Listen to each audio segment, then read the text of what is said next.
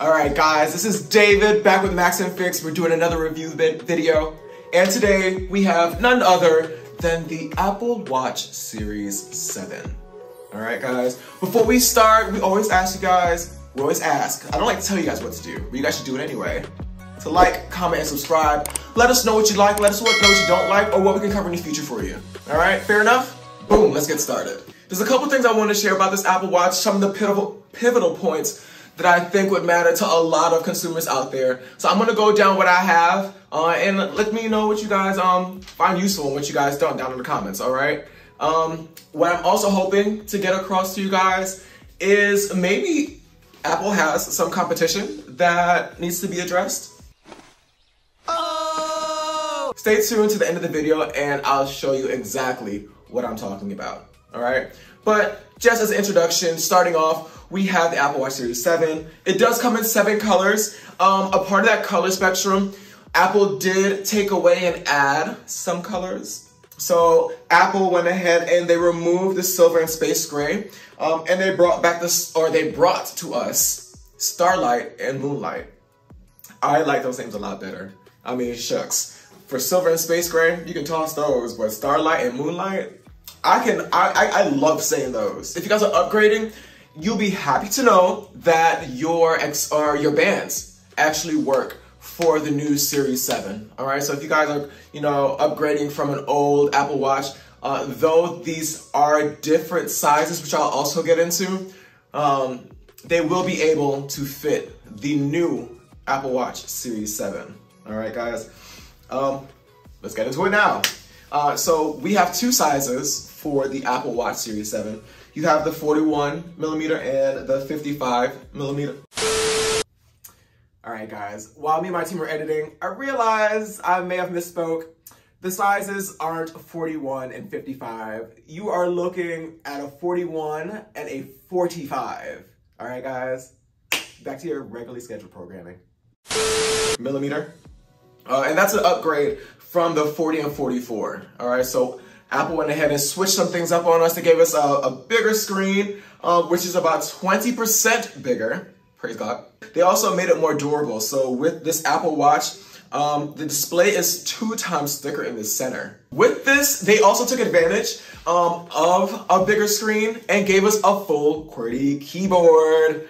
I don't know how many of you have been dealing with Apple Watches throughout the years. I want to say maybe we've had 6 years of Apple Watches, don't quote me. But in all those years, this will be the first time that we have a QWERTY keyboard. And I can't tell you how excited we are to have it, okay? I mean, it's been so convenient to have my watch to answer on, but it isn't always convenient to get my message into the watch to send it. So that's something I'm very excited about, and I'm hoping that you all are very excited about using as well. I mean, I think that this was a very good year for upgrading the Apple Watch in the way that it has. I feel like there's been a lot of things that have been brought to Apple's attention, a lot of consumer feedback that was actually taken into consideration, and I think that's amazing. This one also is a good one. Your Series 7 with the always-on display. I think that came out with the Series 6. So with the Series 7, the always-on display has less of a dim, but not as dim as the Series 6. So it's not as difficult to find any information that you might be looking for from off the face of your watch.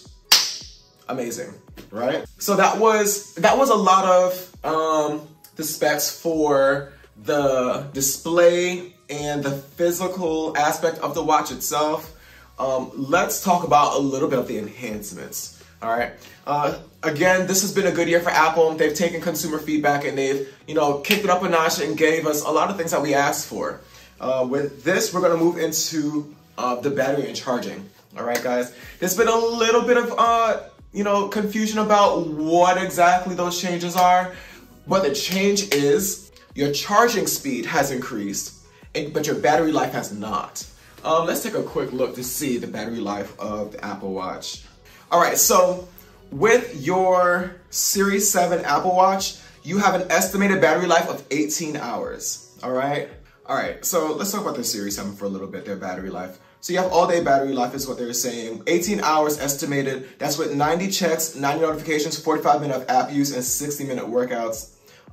with music playback from Apple Watch via Bluetooth over the course of 18 hours, okay? So we got those specs for the Series 7 Apple Watch, and honestly, I mean, I've heard reports of people using their Series 7 Apple Watch. They're starting their days pretty early, around 7 o'clock-ish, and they'll do some of these things, of course, getting notifications throughout the day, you know, doing fitness and music and all these other things, and still have reported that they have about 40% battery life at the end of the day, you know, rounding down about 10 o'clock.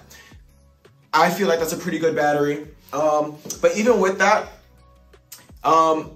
with the fast charging specs, you have a 33% quicker charging time. All right, that's 33%. I kind of like that. I favor that number. I mean, that's, shucks, 1/3 of all the time. And then you have 80% in your watch battery life in 45 minutes. Now, I mean, that may seem like a long time, but think about, I've oftentimes have to go to, you know, run errands. I want to go to the gym, and I realized that I hadn't charged my Apple Watch. I myself hadn't gone the time, or hadn't taken the time to go ahead and put my watch on the charger. But when I want it for things like the gym, where I want my music and I want to, you know, I want to use my fitness app, my Fitness Plus app, I need to go throw it on the charger before I can go. You know, I do several things before I go to the gym, to be honest. I make my smoothies, I do my pre-workout. You know, I do little things that would make my time at the gym more efficient. So that when I come back and just get into the swing of things, so that allows me the time to go ahead and put my watch down on the charger. And if I can get 80% in 45 minutes, that's just about the time I would need to go ahead and get myself ready to go off to the gym. For those of you who like to use the sleep tracking, 8 minutes yields 8 hours of sleep tracking, all right? So they really made some improvements to the battery life with the Apple Watch Series 7 in more ways than one. I mean, 33% quicker charge time, 80% in 45 minutes, and 8-minute charging yields 8 hours of sleep tracking. Boom. I mean, for you know, a clump of changes, just like right there with the battery alone, that does really well for them. You can tell that they had the consumer in mind when making those changes and adjustments. Okay. Continuing with the charging, typically, or what we're used to, is the Apple Watch charging puck to be plastic. It is no longer. The plastic charging puck is no longer. They have replaced the plastic with the aluminum. So look forward to seeing that when you unbox your Apple Watch Series 7s. One thing that you do want to make note of, if you're looking for the fast charging on the Apple Watch Series 7, but you have old accessories because you've had older Apple Watches, I want you to know here that you will not be able to use those for fast charging. If you're looking for a fast charge, you're gonna have to use the puck that comes with the Apple Watch Series 7. I have been doing a little bit of research, and as of right now, there aren't even really third-party companies that are making these fast charging you know, alternatives for your Apple Watch Series 7. So if that's what you're looking for, just know that it's gonna have to come from the Apple Watch Series 7 packaging itself, all right? I mean, if you're gonna get the Apple Watch Series 7, I mean, you'll have it anyway. Just know that you can't walk to your best friend's house and use their Series 6 and expect the same results. Fair enough? Now, guys, before we move on, I already asked you guys, and again, I say ask because I don't like to tell you what to do, but we're gonna talk, or I'm going to ask you to like, comment, and subscribe, especially as we're coming into this moment where I talk about the competition that Apple might have. With the Apple Watch Series 7, it is using the same CPU as the Series 6, all right? So if you're coming from the Series 6, going to the Series 7, don't expect so much of a change in performance. They're using the same CPU, all right? Your difference in performance that you will notice comes from situations if you're coming from older devices. So if you're coming from, the SE or, the 5s or whatever, before the 6, that's when you'll see the difference. And honestly, that will make that's the best value for an upgrade. If you're coming from a Series 6, unless you're a person who likes to come up with the most current and the latest releases, yes, then go from your 6 to your 7. But if you're someone who explicitly looks for value and you want to make use of, drastic changes, then if you're older than the Apple Watch Series 6, then the Series 7 is for you, okay? Along, with the bigger screen, performance, battery life, the full QWERTY keyboard. I mean, there's just so much to make use of with the Apple Watch Series 7. You'll be doing yourself an injustice, holding on to those older ones if you were planning on upgrading, you know? Now, as far as the competition goes, Apple is still selling older versions of their watch. They're still selling Series 3s and 5s, you know. It's time for the moment you've been waiting for. They